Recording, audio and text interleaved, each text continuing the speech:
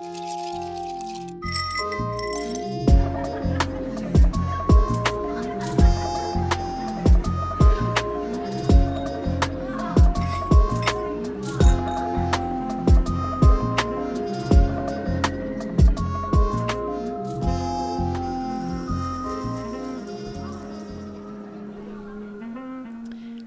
up, boozerinos? I'm Hillary. And I'm Erika.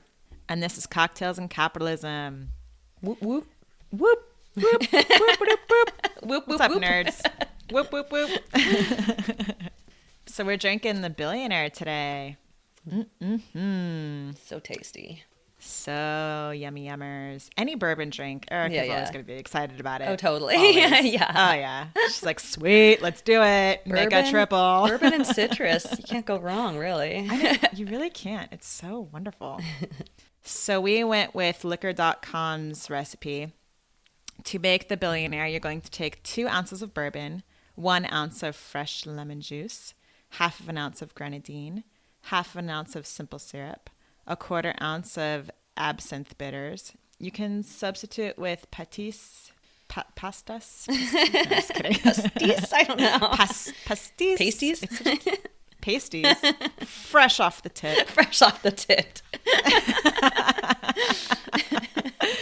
Anisette, Pernod, anise extract, or ground anise seed. Anise? Anise? Yeah, I think. All these words. I know, sorry. Don't be sorry. I'm learning, man. I'm already learning. We're like 2 seconds into the episode. Yeah, And I'm totally. like, what are these big There's words? other substitute things, yeah. And then your garnish is going to be a lemon wheel. Mm-hmm. So you add all of the ingredients into a shaker with ice, shake until chilled, and then strain into a chilled cocktail glass, and then garnish with your cute little lemon wheel. And it's really, really tasty. I love the absinthe bitters in there, which I actually went out specifically to get. Nice. Since I had already made grenadine and I already made simple syrup, and just have those things nice. in my kitchen all the time now for whatever cocktails I make. Is this a self-made billionaire cocktail? Yeah, I guess Erika? so. I'm a self-made billionaire now. Fucking not even close. Nice. But that's kind of a good segue, actually. I'm making shit money. I'm making very Peanuts. little money working for a nonprofit.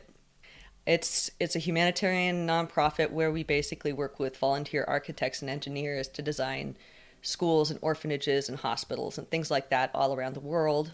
And one of my very favorite things about this work is that everything that the organization designs or that our volunteers design is all done sustainably. So we're thinking about passive heating and cooling that doesn't require any energy or, any kind of power source to be able to ventilate and to be able to light a room, so that people can, when you're off grid or you just don't have any access to those things, you can still have working classrooms that aren't just little ovens that are ventilated, and that you have natural light so people can study and gain skills and go to classes and, participate in co-ops, all kinds of amazing projects like that, and all done with the environmental impact in mind. We're even designing a clustering of ranger stations down in the Peruvian Amazon that are going to help to protect the forest, but then also its indigenous inhabitants. And I'm really excited about that one. So awesome. I love it. Yeah, it's a really, really fun cause. And it's great because we try to really empower and give opportunities to people in their country locally. So in Rwanda, we're working with different Rwandan architects and young students who are completing their degrees and plugging them into humanitarian projects like schools and things that they get to design and get to go visit too. So it's not just white people going over and trying to save everyone overseas or something. It's trying to give skills and build capacity amongst local people. And love it. We've worked in like 43 different countries. So that has not made me rich at all. It's a lot of labor of love. Mm-hmm. Definitely. I'm raising funds for this organization. And for years, I've been wanting to understand why the wealthy give less than the poor. So throughout my research, I've continued to stumble upon assertions that the rich tend to give much smaller portions of their wealth than those with much, much less. So this is like really fucking disturbing for me, because when we look at this from a bird's eye viewpoint, it basically spells the death of so many important causes that simply won't be able to obtain the funding they need to provide services that help those in need and that reduce inequality. So, you know, a lot of nonprofits are kind of like a Band-Aid over the huge open wounds of inequality in our societies. Right, That, right. you know, if there's a lack of medical services, if there's a lack of housing, if there's a lack of whatever the basic, you know, food, whatever the need is, a lot of these nonprofits are out there trying to fill that gap when these causes or these issues are just getting worse. And the fact that the rich give less and less as they get richer is a really, really horrible, horrible thing to really comprehend once you realize it. Yeah, it's really quite disturbing and strange. It's like, and we're going to dive into like the very interesting details here. Yeah. But like, it was quite illuminating. Yeah. Okay. Pretty shocking, huh? Very. Kind of repulsive. So, as we're well aware, capitalism causes wealth to accumulate into fewer and fewer hands, into smaller pockets. And this means that the poor are increasingly unable to give anything to charities, while the rich are becoming less and less willing to provide funds for charities.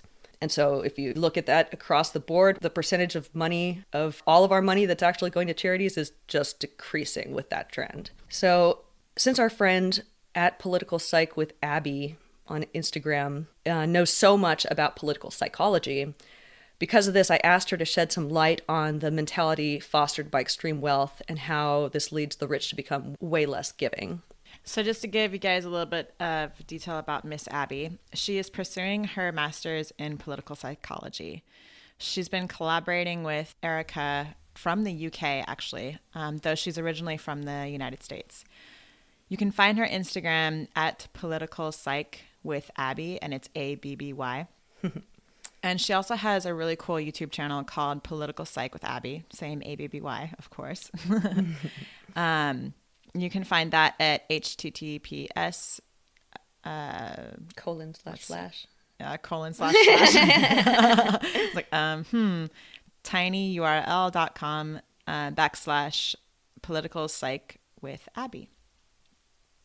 And, you know, so by the time you actually hear this episode, she will have posted the recording you're about to hear on her YouTube channel with the visuals that go along with the audio. So I highly suggest, checking out that video, checking out her other videos, all of which tackle political issues from a psychological perspective, which is really, really, really cool. Yeah.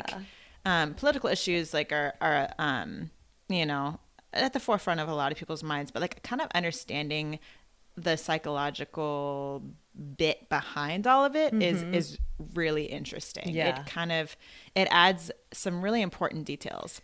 Yeah, it's part of the story that we don't usually hear about too. Right, exactly. Like you more so just hear like the, Fuck the rich. the fuck the rich, or like the blaming part, or whatever it is, but like actually getting some like, reasoning or causal just the understanding. science behind it. Yeah, just an understanding as to like what's really going on is pretty fascinating. Totally, dude. So fucking So some fascinating. of the topics that she's tackled on a few of her videos is, so one of them is, how does identity relate to anti-lockdown protests? Another one is guns and fear. And then another one is fixing climate change using psychology. Love, love, love it. Go check them out, guys. Yeah, and that last one was so fucking cool. Like she really kind of explained how basically if you're trying to convince people on the right to become to get on board with a climate change agenda, to tackle climate change, you should really couch it in economic terms. So like, yes, what's it going to do to the economy? What jobs will this create, or what jobs will it lose if we don't do something? How will this hurt industries? Right. I believe we touched on that in our climate episode, actually. I think so. Yeah, totally. Yeah, totally. Yeah. So for more details there, head over to that episode. That was a huge deep dive. Yeah, we talked about that, and that's is something that is very true. Like the right perspective on the environment is a little bit more skewed towards you know, what effect is it going to have on the economy? What Yeah, effect is it going to totally. have on, you know, my bank account or XYZ? So, Or the rich you bank know, accounts, you know. exactly. Because, you know, we got to protect trickle down economics, y'all. So, We got to keep the rich people in this country so they don't Yeah. leave and take all the money away and all the jobs. yeah. It's the Except for all your shit's burning, but whatever. yeah, you won't be able to worry about those jobs when everything's on fire. Yeah, totes. Yeah. Anyways. but I you know, I want to kind of basically say that, like, Abby she's not someone that is going and just jumping and making unfounded claims. She was very hesitant to tackle this topic because she wanted to verify the information that I was sharing with her first before she even dove into her own research, and to kind of give us an explanation of the psychology behind wealth and charitable giving. So she's very meticulous. Which I very much so appreciate. Yeah. That's the kind of research that I'm like, okay, cool. Like, I can trust this. Yeah, totally. You're not worried that she's just pulling things out of thin air or anything like that.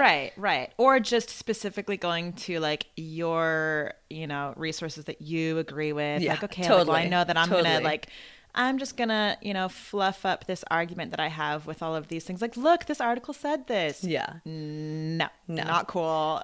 We all see straight through that. Yeah, kind of shit. totally. Like, and she did not do that. She came at it, like, looking at it from all different angles and just really tackling this topic with integrity and with intelligence and with a great enthusiasm. Yeah. So thank you, Miss Abby, for doing that. We really appreciate that. Totally.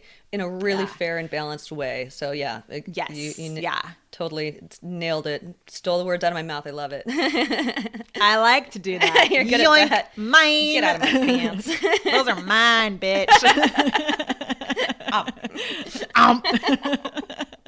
I don't know what that was for, but I don't know, but I liked it. Oh, hey, cheers, bitch. oh yeah, cheers. Oh, yeah. Clink. Clink. Oh my God, so soon we'll be able to clink in person. God, I can't wait. Can we please? Can we please? We're gonna have a big we slumber both party. Have our first Fauci ouchies, y'all. Oh my God, fuck yeah. Yes. Get vaccinated. Do Get it. vaccinated. Get your ouchie. Get your ouchie now. Go It's not ouchie even yourself. ouchie. Go ouchie yourself. So good. So silly. So I wanted to just basically provide some evidence to back up the basic premise of this episode, which is that the rich are actually giving less proportionally of their wealth than the poor.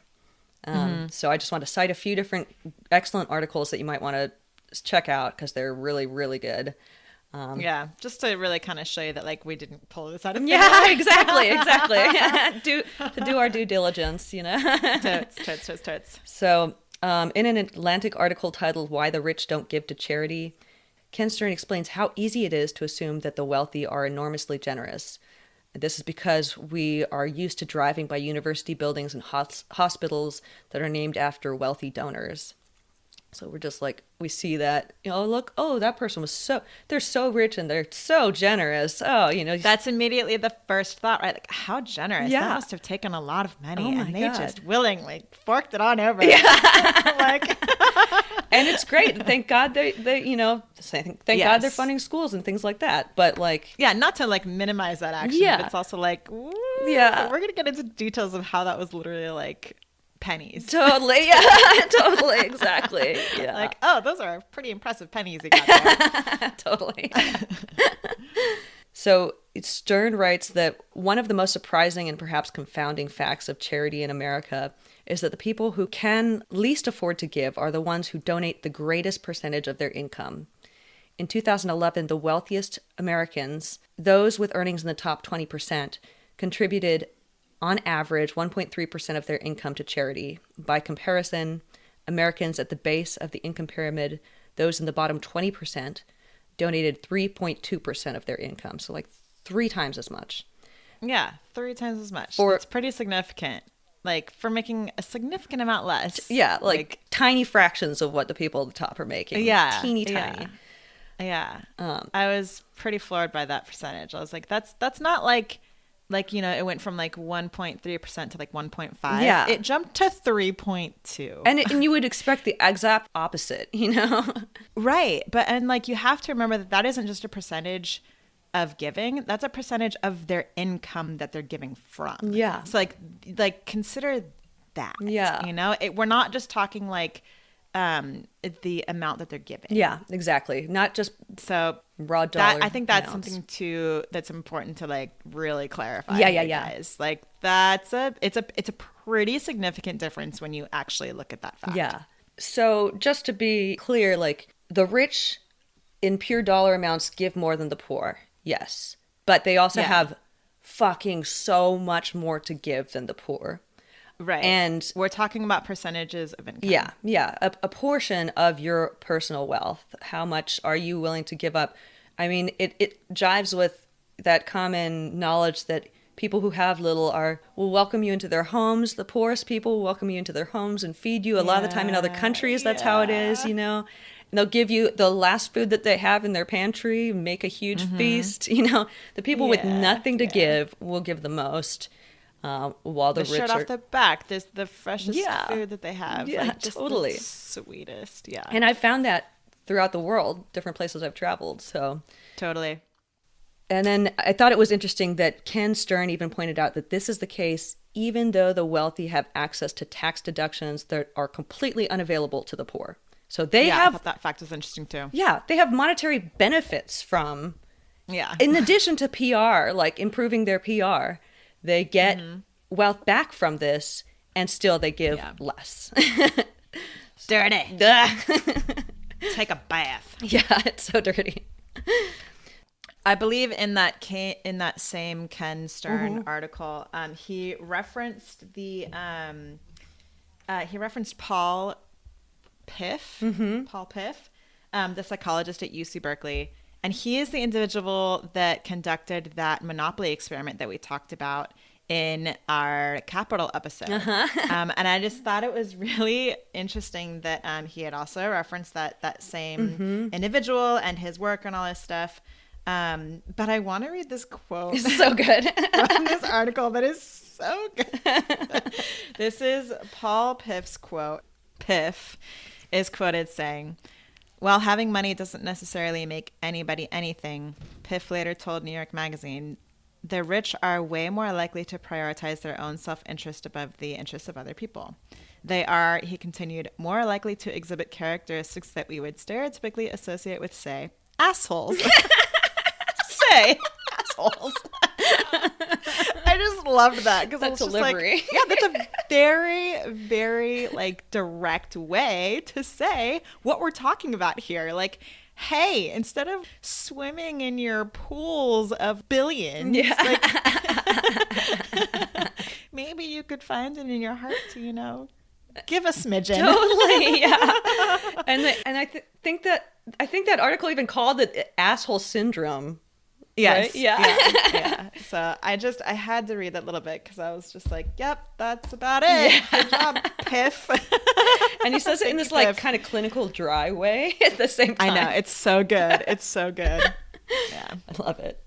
In a similarly titled article from The Atlantic from 2017, the title is "Why Don't America's Rich Give More to Charity?" Helaine Olen explains that during the Great Recession of 2000 to 2009, the poor became more charitable while the rich reduced their charitable giving. I am so not surprised. Like, are you? I mean, not at this point, but Jesus, that should not be the case, Not at all, right? So there's a quote from that article. "Those earning $200,000 or more per year reduced their giving by 4.6%. While those bringing home less than $100,000 upped their donations by nearly as much, 4.5%. Isn't that just absolutely wild? What the fuck? And how can the poor in horrible times actually shell out 4.5% more of their wealth Yeah, especially during a recession when like your thoughts and feelings are like, oh my fucking God, Yeah. I need to protect Yeah. my wealth, my family, my ability to just survive Totally. in the next years. I Like, know. You're so worried about your immediate yeah, needs. I mean, in recessions, people are losing jobs, companies are closing, Yeah. like, or shutting down, and the concern to make it and survive is really increased. But Yeah. then,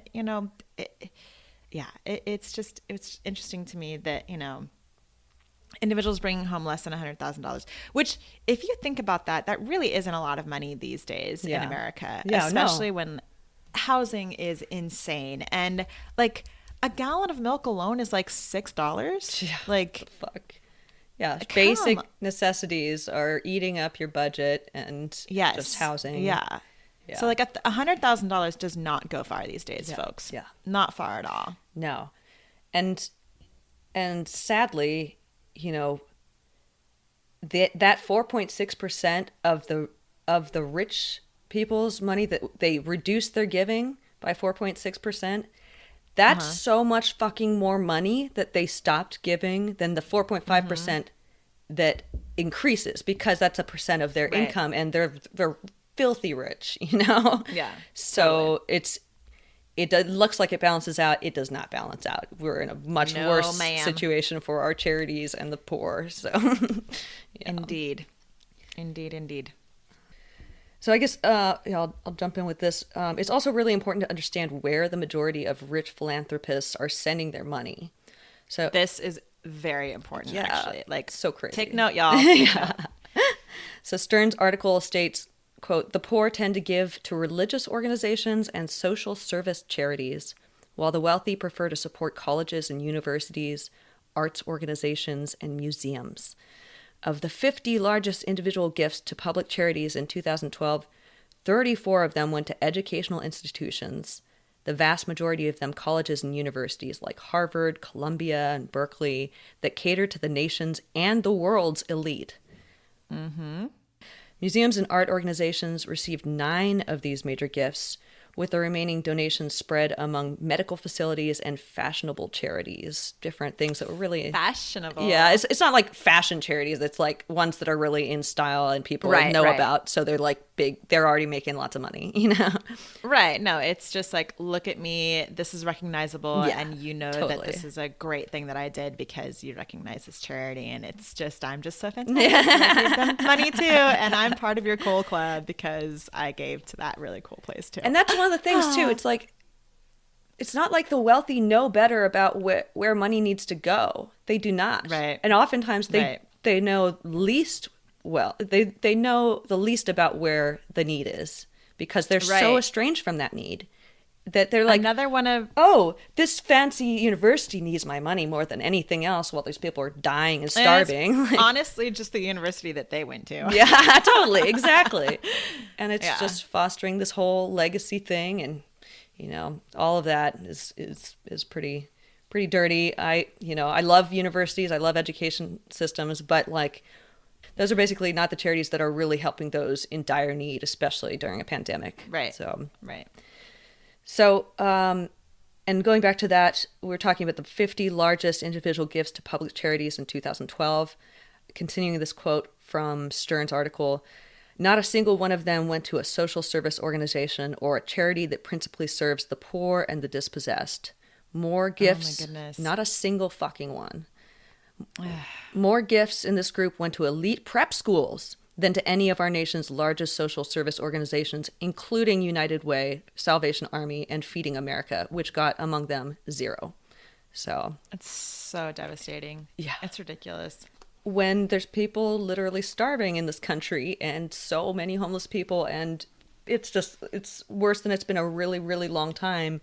That was an article from a few years back, but still a lot of the same trends have held throughout this. Yeah, certainly not a lot. It's that these giving trends are not going to change in a mere 4 years. Yeah. No. And it sounds like they actually get worse during crises. Right, So- exactly. Of which we are in, by the way. Yeah, totally. We're still in a pandemic. We're still in our economic downturn. Yeah. Like, we're still in some pretty rough times. Yeah. So It'll be I'm sure interesting- that these numbers for today are looking real grim, Yeah. guys. And it'll be interesting as more of those numbers are more transparent and clear, as we see, Right. as we kind of pull out of the pandemic and everything. So, yeah, we just wanted to kind of give that as a warm up to, and kind of give you some context and some information to support the basic premise of this episode, and then some of the psychological research and insight that Abby's going to lay down here for you all. So Lay down. yeah, it's pretty dope. So check it out, and then we'll be back to discuss some of those points right after her recording. When Erika first asked her question, I was actually slightly skeptical about whether rich people really are less charitable. But then I thought about something that happened to me.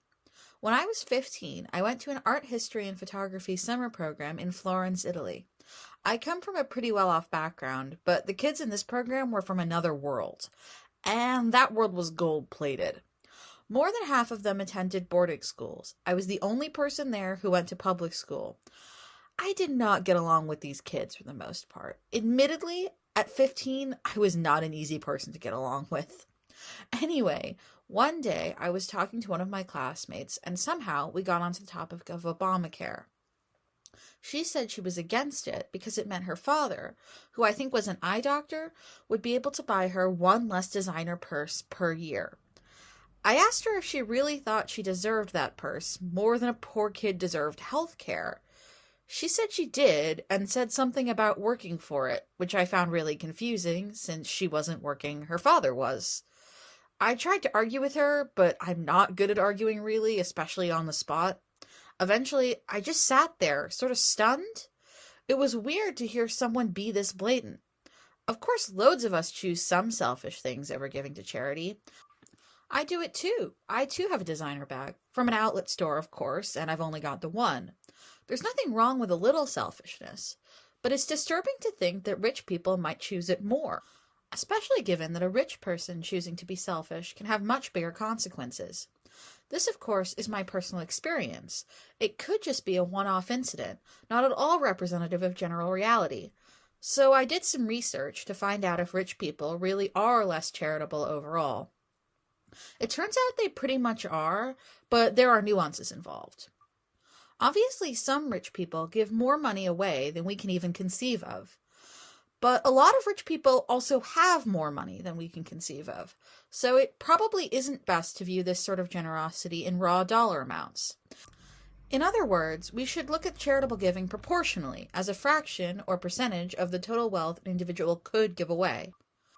Giving away one slice of pie when you have 1,000 pies is very different from cutting up your own slice of pie when you only have one. I think I might just be hungry. Also, whether or not rich people are more or less generous in experiments where they have to distribute or keep a set amount of money are somewhat mixed. We'll go into more details about that later. Still, one could argue that a rich person who decides to pocket $100 from a psychology experiment instead of giving it away is different from a poor person who does the same. Like, a poor person could need that $100, and a rich person probably doesn't. So these experiments fall into the same trap as quantifying generosity in terms of raw numbers of dollars given to charity. Viewing generosity in terms of the percentage of people's money that they give to charity probably makes more sense. Many sources indicate that lower-income households donate a higher percentage of their money to charity. Some studies indicate that the percentage is actually more flat. Apparently, this is actually a difficult thing to collect data on. With my 1 year of college economics, which largely consisted of poorly labeled graphs, I do not feel comfortable giving a conclusive answer here. The thing is, even if we assume that rich people and poor people give equal percentages, I would actually expect the rich to give a higher percentage of their money to charity. After all, they need less of it. I mean, you might not expect a straightforward increase, because wealthier people might also live somewhere with a higher cost of living. Still, one would expect it to go up far more than it does. So yes, the wealthy are less generous. Overall, obviously, there are lots of individual exceptions. So why aren't the rich more generous? Well, that's where my psychology background comes in, and what I'm actually qualified to talk about. A key thing we have to rule out is that this is all caused by some third factor, as in, does something cause people to become rich and also cause them to be less generous? I can't say that that doesn't happen at all. After all, someone who likes money and fancy things might be motivated to become rich and also more motivated to keep their money. However, a number of possible causal links between wealth and decreased generosity can be seen, as I'll demonstrate later. As an example, let's start with the experiment Cocktails and Capitalism told me about that brought my attention to this topic. In this experiment, the psychologist Paul Piff rigged a game of Monopoly to systematically advantage one player and cause them to get richer and richer compared to their opponent throughout the game. Players were randomly assigned to be richer or poorer in the game. The randomly richer player tended to behave more aggressively and even attribute their own victory in the game to skill, even though the game was clearly rigged. This experiment isn't specifically about charitableness, but we can see that making someone feel wealthy temporarily changes their attitudes. Piff has also done some research that indicates wealth leads to less charitableness. Put together, this suggests that wealth changes a person and may indeed make them less charitable. I should mention that an attempt to replicate some of the work on this topic did not find significant results. That does not necessarily mean it disproves Piff's work, but it does make things somewhat less clear-cut. Sometimes science, especially social science, is just messy like that. Children from wealthy backgrounds have actually been found to be less altruistic than their peers. It is technically possible that a third factor is still at play here, but if it were, it would have to be genetic.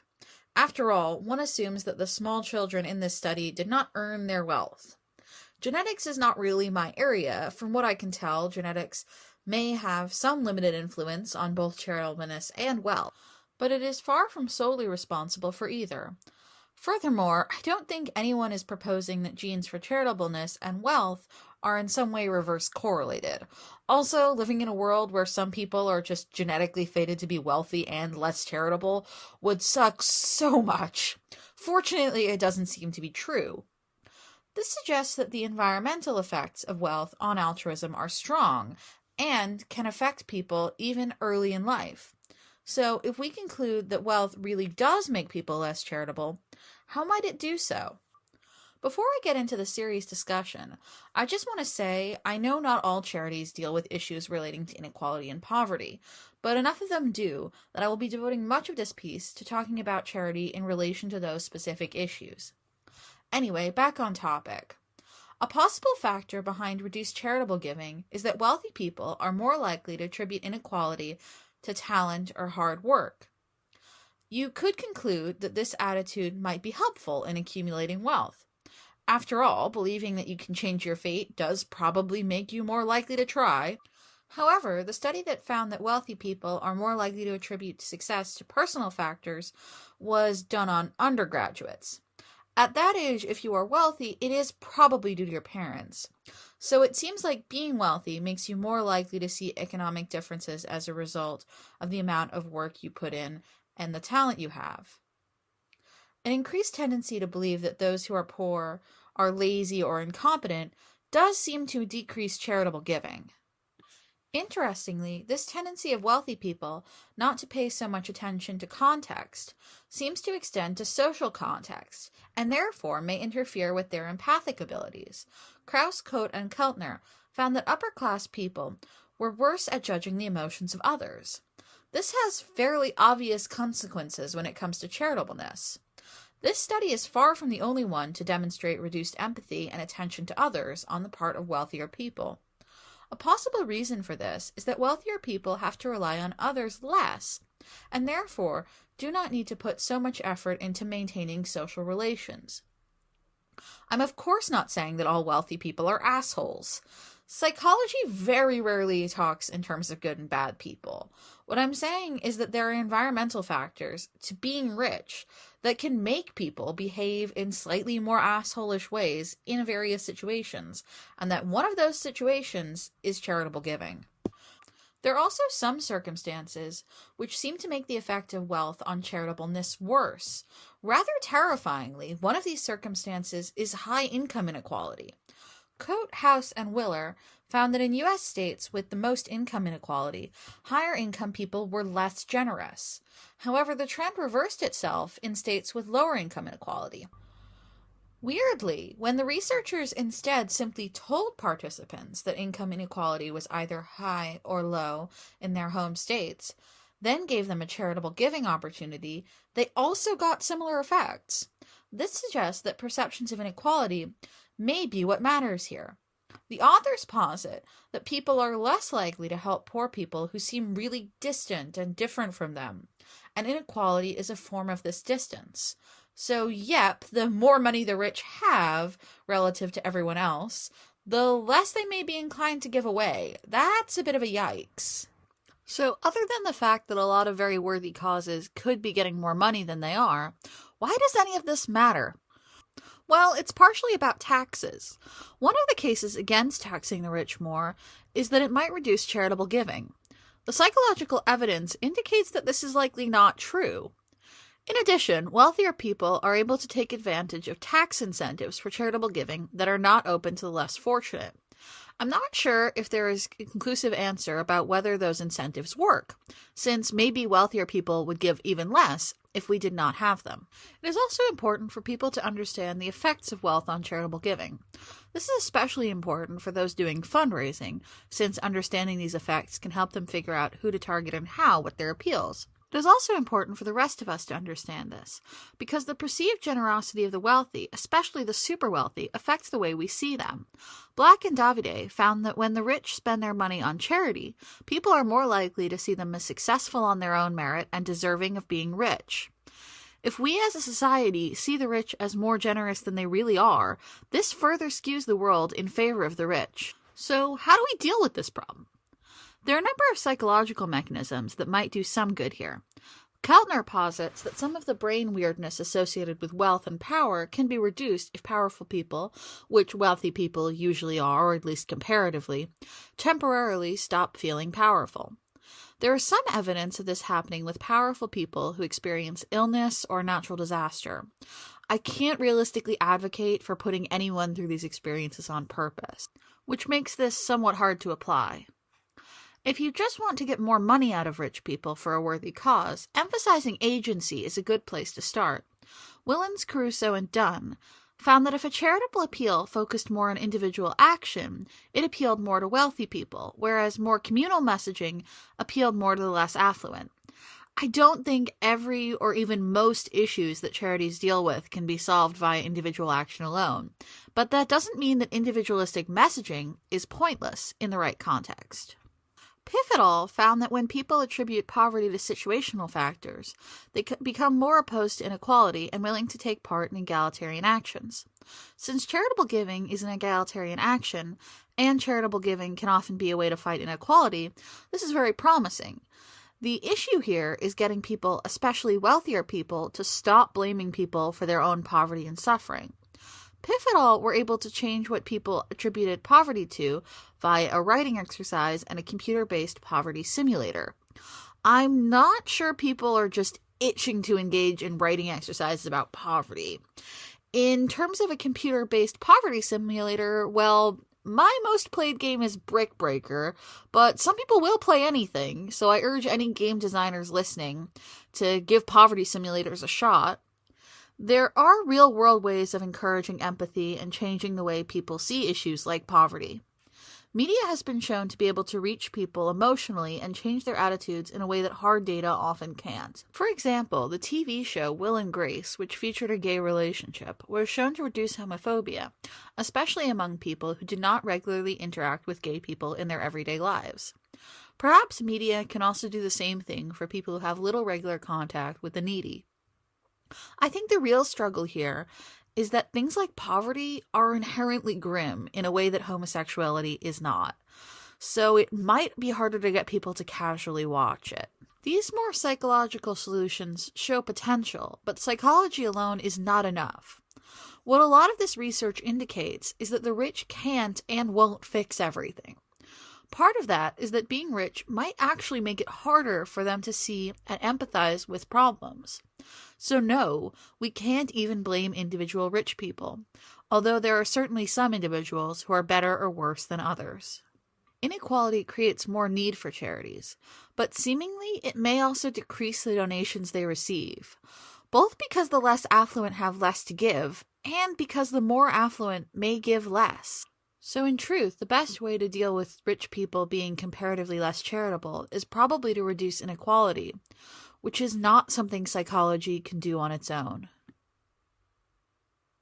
Hi! Welcome back. We're so thrilled you are still here. It's a good song. I like that. Oh, I'm so glad you liked it. I may or may not have replenished my cocktail in the little mini break. Nice. Oh, remember? I'm just drinking Got another one straight over here. absinthe over here now. No. Oh, damn. That shit burns the throat. It does. It does. It burns so good. It's hot. It's hot. I like me a hot shot. You know, it just warms you up on the inside. A hot shot. Yeah. It's cute. But that sounds kind of gross too. Like a heated up shot sounds like, like I'm just gonna Yeah. I guess there are hot heated hard alcohol cocktails.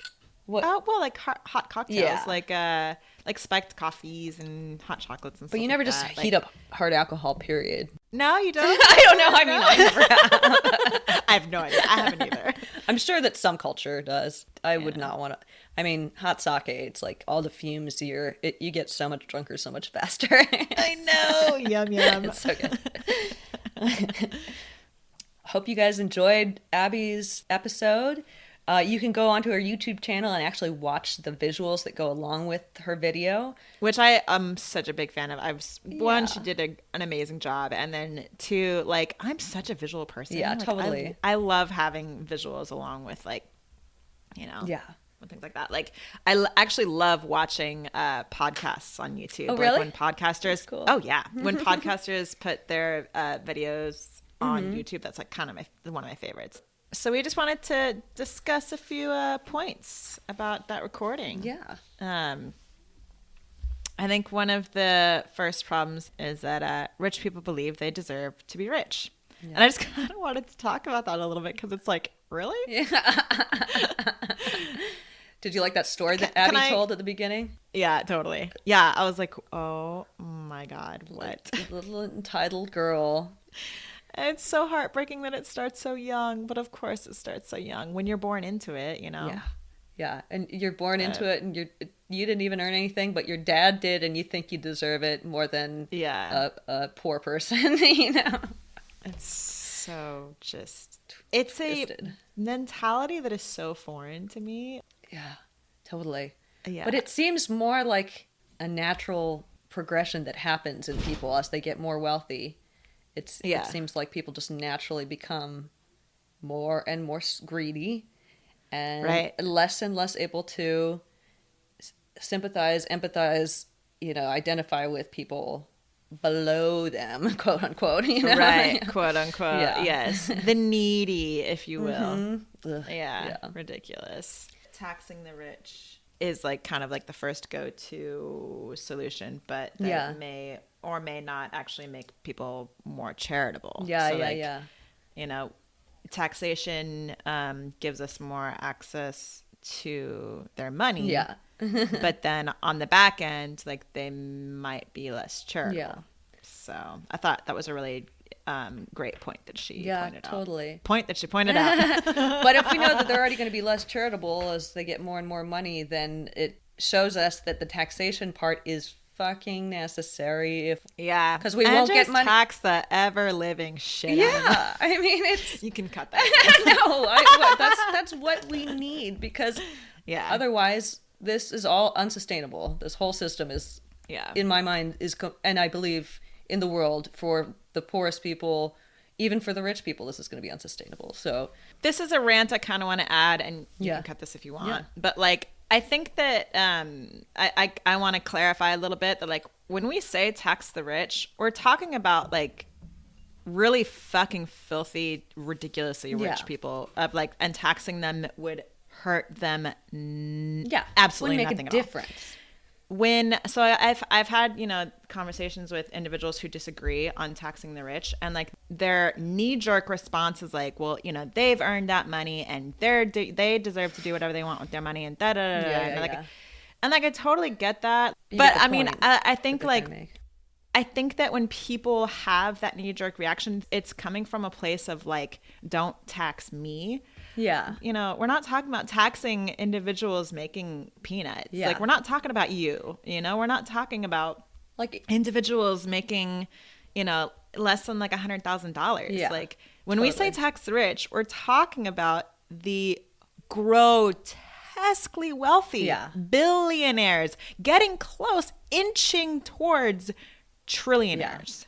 Because we're not even, even that's what we're fucking talking about, guys. Some doctors in this country are just barely making it. Like, they're barely paying their rent and can afford their house and all that stuff.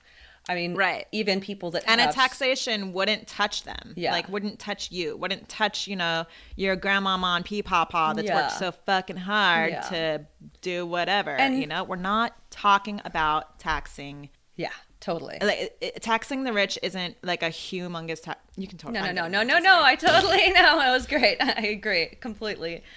People get so defensive. People get so crazy about it. Calm your tits. God, we're talking about like billionaires, guys. I know, and it's this weird, like, almost identifying with the rich more than you can identify with the poor. Yeah, like, and I'm like, even when they're not rich. What? Yeah, yeah. It's an interesting psychological dynamic. Yeah, it's like, I want to live in a country where I know that someone can be filthy rich and profit off of the backs of all these people. I want some person to be able to do that. And if they don't have that freedom, then we're not free. Like, okay, well then all these people starving, they're free to you. All these people that can't get jobs, they're free to you. Cool. Yeah. Like, it's a different mentality. Yeah. But that's why the psychology is so important to understand. And that's why this kind of discussion, we're actually trying to, come to terms with what other people are thinking and, and how to be heard by people that are thinking these things too, I think is so important. Right. So, well, and I think that like maybe individuals could understand this problem or this issue more if they did understand the psychology of it. And I think that one of the things that I found really illuminating from, Abby's research and from the articles that we read is that their psychology, like rich people's psychology, really is different. Yeah. Totally, dude. And it's due to different things that I hadn't even thought of that, that were brought up in these articles. Like, rich people they're isolated, right? Mm-hmm. Like they kind of like live in their own little bubble. They're not exposed to socioeconomic diversity or the needs of the poor. Right? Like they are so just in their own little castle, right? Like, and it's not, it's miles and miles away from anyone in need. Totally, dude. It's so fucking true. That separation of lives, and just inability to even understand how the poor are living and what they're struggling with is a huge factor here. Yeah. So even the thinking of like who is in need and who is not in need is skewed because they're simply just not exposed to people with who are living in actual poverty and have these dire needs. Like it's just not even like a blip on their radar. And we're putting them in charge of determining what causes survive and what don't. Yeah. No, I think these like high dollar universities need more money. I think that's the solution. Since you were pointing out the like psychology of wealth, there's this other article that I wanted to kind of quickly touch on. Power causes brain damage. It was also in the Atlantic. Do it. That was a fascinating one. So amazing. By Jerry Useem, Useem, and it's a 2017 article. It's basically saying that, so even if you hook up a rich or powerful person's brain to a transcranial magnetic stimulation machine, you will see that these people's brains actually look like they have severe brain damage. Yeah. And the images are wild. Yeah. Like, it's crazy, dude. We'll put up a link to that article so y'all can go to it. Yeah. We'll try to show notes, maybe? Yeah, for sure. Yeah, definitely. Yeah, we'll put a link in the show notes, and you guys should go check out that image. Totally. It's wild. So wild. Oh my God. Yeah. I believe that one of the scientists involved in that was saying that individuals of wealth, their brain images look like they have major traumatic brain injuries. Exactly. Like they have traumatic brain damage. Whoa. And like similar to TBS. So like being a wealthy person is like having a TBS. What? I mean, it's like, it kind of makes you not want to be rich. So this article even says that subjects under the influence of power in a study spanning 2 decades acted as if they had suffered a traumatic brain injury, becoming more impulsive, less risk aware, and crucially less adept at seeing things from other people's point of view. That's so wild. So fucking crazy, dude. I loved the point about mirroring.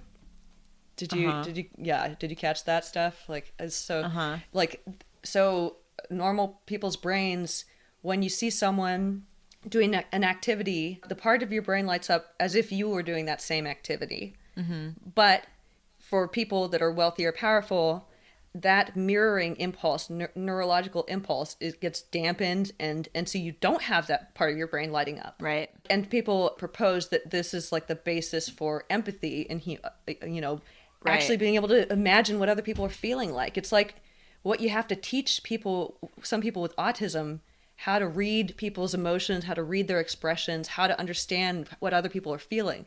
So like rich people basically start losing all of that ability, all that capacity. So their mirror neurons aren't firing. Yeah. They're just not as active. So crazy. So fucking crazy. Yeah. Yeah. So one thing though that Abby touched on, and that the research that we were doing also brought up, was that exposure to poverty and to the visceral needs of other people around you can kind of be a mediating factor, can kind of help to counteract that psychology of, I can't identify with you and I can't sympathize and I can't empathize at all. Like, so like virtual representations of poverty and stuff, like in a TV show, in a movie, things where the rich can be like, oh, those poor people. Right. Well, no, even that was something that even one of the articles, I can't remember which one it was, but one of the articles touched on was that individuals who are exposed to like videos of children in need were more likely to give. Mm-hmm. Yeah, totally. So the exposure to poverty and to those visceral needs, I think is something that kind of helps knock some sense into their psychology, into their psyche, right? Because it bridges that gap when they're isolated, Right. If you can't identify with people that are poor because you don't ever interact with them and you don't know what their struggles are like, then you can't, But if you all of a sudden read a really good book, or watch a show, or, see a movie, or even play a video. I mean, that was something that I would love to see video games where, like, poverty simulation video games. Like, I don't really know what that would look like, but you guys out there, if you fucking can think of ways to simulate poverty and get people to really understand virtually these issues. I know. We need like a Robin Hood video game. I know. That's a great idea, dude. Oh my God. I love it. So cute. Yeah. Robin Hood. At first I thought you were like referring to the like Robin Hood app and all of the No, they're really cute. Yeah, totally. Children's I love story. that. I love that so much. I would so play that game. I know you would. I don't even play video games, but that sounds sick. Yeah, neither do I, but it sounds really nice. And an example that I wanted to bring up that I thought was just fucking fascinating was after the Rwandan genocide, there were studies about like what could we do to kind of help to heal the country and to get people over these racial divides and hostilities that were going on and fomenting there for so long.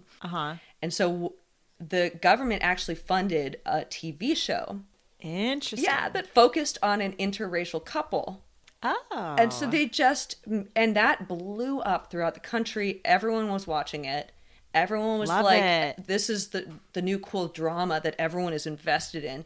And so all of a sudden you start seeing interracial marriages. You start seeing those divides just disappearing because love it. they had a TV show that made that issue so fucking transparent and real to people. You know, they could identify there.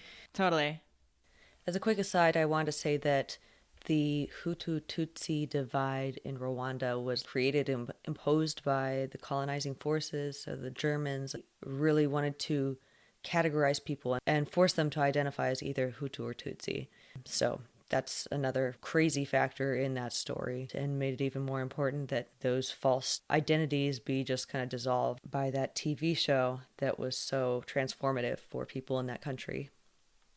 So there's so much promising stuff in these examples here and in these findings. So if you guys have any skills to direct in these directions, you know, jump on it. Yeah. One of the other major points that Abby kept coming back to is that extreme inequality is a condition that kind of lays the groundwork for this ungiving kind of mindset amongst rich people, because that increases the gap between rich and poor. Right. And yeah, that cognitive distance between yourself and others. You can't understand their struggles, their plights. So, like we said before, this kind of shows that if inequality gets worse and worse, the rich are not going to solve these problems. They are going to keep getting more and more stingy as they get wealthier. And so wealth will just sit on these piles, you know, and do nothing and not benefit society. So, and I really loved in Helaine Olen's article, she writes that most other developing countries tax people at higher rates, leaving their societal well-being less dependent on convincing individuals to donate to charity. But America is moving in the opposite direction. And this was written during the Trump administration. So she says, the Trump administration, in coordination with Republicans in Congress, is promoting a tax reform package that would shower benefits on the wealthy while giving much less to those at the lower end of the earning spectrum. When congressional Republicans were asked why they supported such lopsided legislation, despite polls showing how unpopular it was with the voters, a few replied that it was because their donors insisted on it. Yeah. Wow. Oh my God. So literally the money of the rich is ensuring that they don't get taxed. So, which is ensuring that these organizations that could help to provide equality and bandage over some of these huge gaps in our society, those are just not getting funded. So, no. It's just, and that, I mean, that's why taxation is necessary, and that's why so many people who have dove into dissecting this issue have just kind of gone, yeah, I think the only viable solution here is just taxation. Like, because they're not going to do it. Right. So many individuals have just kind of come to that conclusion. Yeah. So it's depressing that that's the case, and that we can't you know, leave it in the hands of wealthy people to just make that decision, that they're just naturally going to want to be charitable. I wish that was the case, but yeah. So I kind of wanted to close by highlighting a point that was made by Ken Stern in The Atlantic. He writes that underlying our charity system and our tax code is the premise that individuals will make better decisions regarding social investments than will our representative governments. I want our listeners to think hard about this. Should charity be left in the hands of individuals? And what will the future of social service organizations look like if wealth continues to concentrate into fewer and fewer hands under capitalism? Good question. Really good questions. And actually, I really do encourage individuals like you listening, email us your answers. Yeah, dude. Fuck yeah. Do it. I know. I really want to keep encouraging the discussion and the interaction and the participation of people. Absolutely. That's where it's at, man. Totally. And You want to say our email? Or Yeah, it's cocktailsandcapitalism@gmail.com. All spelled out. No dots or anything in between. So no dots, no slashies, no nothing. Yeah. No stabbies. No stabbies, no slashies. What? It's got dark. I don't even know. But yeah, I hope that was interesting for you guys. And, you know, I just want to quickly plug our Patreon, since we're not doing commercials and we're trying to not bombard you guys with advertising. if you like our content, if you like what we're doing, help us out and help to fund what we're doing by signing up on Patreon with small monthly donations. And you, at the same time, get some rad benefits. You get to get our Cocktails and Capitalism pin, which is so cool. Which is so dope. Yeah. It's really bitchin'. So I think you guys will like it. And then also a bunch of other benefits and access to our chat room. And so yeah, it's gonna be, you'll become an official Boozerino and part of the club. And then if you sign up for the second tier, you can even be part of our cocktail hour every month. So sweet. Yeah, so we would love to welcome you to the club. So do it. Another very welcomed and fantastic way to support this podcast is simply just by leaving a review. Yeah. You know, and you don't need money for that. Put a few words in the comment section. Yeah. Tell us how we're doing. All that jazz. That's a really good free way to support, because that, you know, I really, if we want to get to blow up, if we want to get found by more people, then we need positive reviews on our especially on our Apple page. So, and I encourage y'all to send your favorite episode to your friends. Yeah. Like, hey, I loved this episode. Check it out. Totally, dude. I would love that. Learned some cool shit.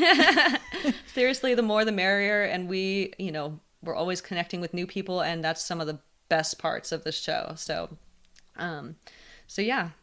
Thanks for listening, guys, and thanks for supporting and being awesome. And all that jazz. And all that jazz. Should we say goodbye? Yeah. Oh, should we say our closing bit? Yeah. Are you going to say it? Let's both say it. Okay. Oh, you love it when you both say it. You always want us to say it. It's cute. Okay. Okay, let's see. 1, 2, 3. There's no wealth but life. The long drawn out thing all the time. It's so good. It's so good. All right, guys. We love you, Boozerinos. Love you, Boozerinos. Hasta luego.